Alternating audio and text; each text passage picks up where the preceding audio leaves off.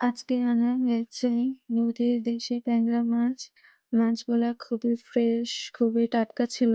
এখন মাছগুলো খুবই সুন্দরভাবে কেটে নেওয়া হচ্ছে। আমিও কিছু মাছ কেটেছিলাম। আজকে দুপুরে রান্না হবে আম দিয়ে ডাল আর নদীর দেশি ট্যাংরা মাছ ভুনা। এখন ডালটাকে সুন্দরভাবে কুটে নেওয়া হচ্ছে। তারপর এখানে আম দিয়ে দেওয়া হয়েছে। আম দিয়ে দেওয়ার পর ডালটাকে কিছুক্ষণ রান্না করতে হবে।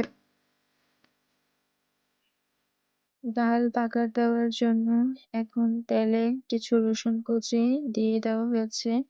এখন এই রসুনগুলোকে সুন্দরভাবে ভেজে নিতে হবে বাদামি কালার না হওয়া পর্যন্ত।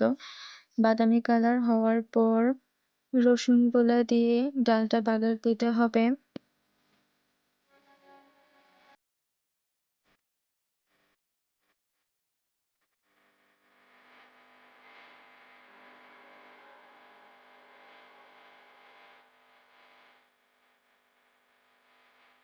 বাগার দেওয়ার পর ডালের উপর কিছু ধনিয়া পাতা দিয়ে দিতে হবে।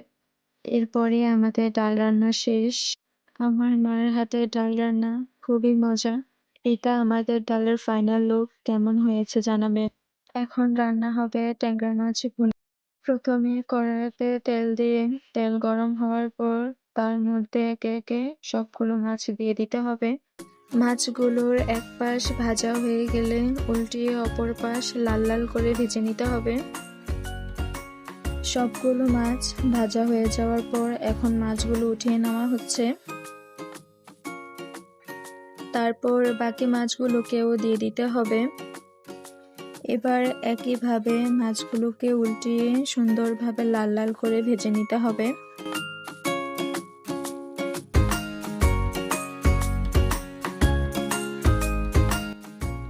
এই মাছগুলোকেও লাল লাল করে ভেজে নেওয়ার পর উঠিয়ে নিতে হবে।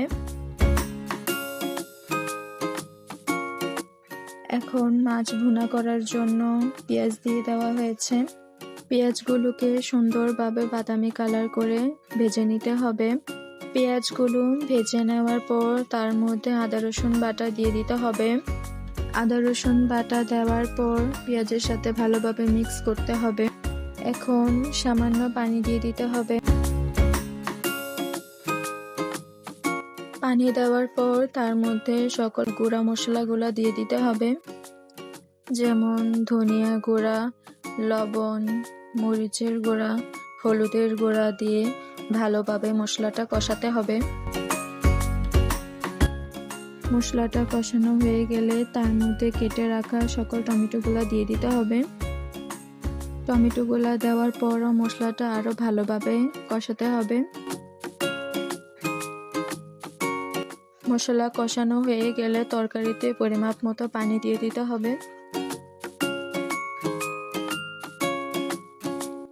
তরকারির পানিটা ফুটে আসলে তার মধ্যে সবগুলো মাছ দিয়ে দিতে হবে।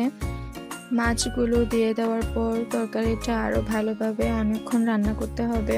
এখন দিয়ে দেওয়া হলো কিছু কাঁচামরিচ।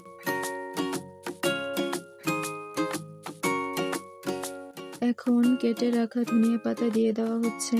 আমাদের রান্নাটা প্রায় শেষের দিকে। আমার মায়ের হাতে সব রান্নাই খুবই মজা হয়।